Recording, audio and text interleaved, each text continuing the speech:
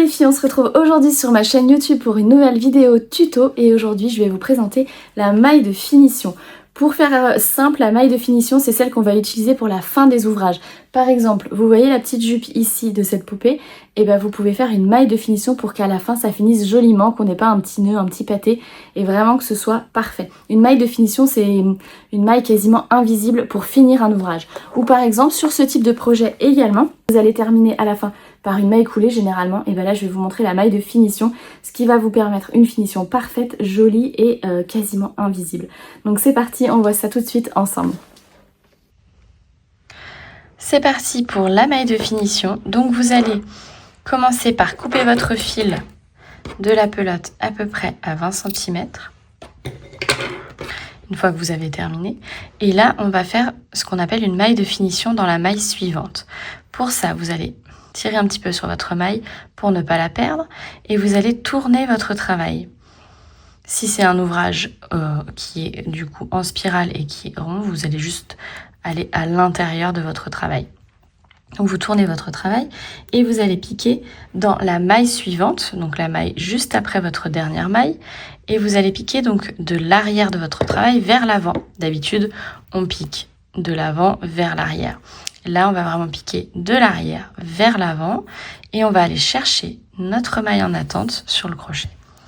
On la sort de notre maille et on tire le fil pour le sortir complètement. Voilà.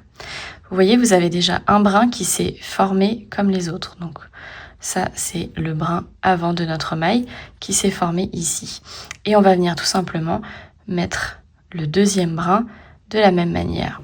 Donc pour cela, vous allez piquer entre les deux brins de votre dernière maille en prenant le brin arrière.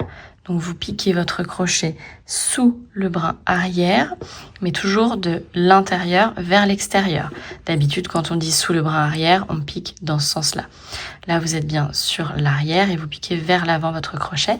Et vous venez faire un jeté avec le fil coupé et vous le sortez de votre brin. Et voilà, vous avez votre maille qui s'est formée. Vous voyez, on a vraiment l'aspect du petit cœur ici qui est retrouvé et donc on est quasiment sur une maille invisible. Voilà, après vous n'avez plus qu'à rentrer vos fils dans les mailles derrière et votre travail est terminé. Je vous montre sur un plus petit ouvrage la différence. Vous voyez, ça c'est du coton Katona tout simple avec un crochet 2,5. Ici, j'ai terminé par une maille coulée classique, donc vous voyez il y a mon petit nœud de la maille coulée et ça fait comme un petit décroché un petit peu, et là j'ai terminé par une maille de finition. Et bien pour trouver la fin c'est délicat, la fin est ici, vous voyez on a un léger décroché mais qui n'a rien à voir avec le décroché qu'on peut retrouver sur la maille coulée. Et voilà, j'espère que cette vidéo t'aura plu et t'aura été utile. N'hésite pas à mettre un petit pouce bleu, à t'abonner à ma chaîne YouTube. Je propose régulièrement des petites vidéos tuto, des petits tips, des astuces pour réaliser plein de choses au crochet. Tu peux me retrouver également sur les autres réseaux sociaux. Je te mets tout en description avec mon site internet. N'hésite pas à aller faire un petit tour, il y a plein de pépites, de la mercerie, des livres, évidemment des patrons de crochet et plein de jolis kits. Sur ce, je te souhaite une belle journée, un bon crochet et je te dis à bientôt!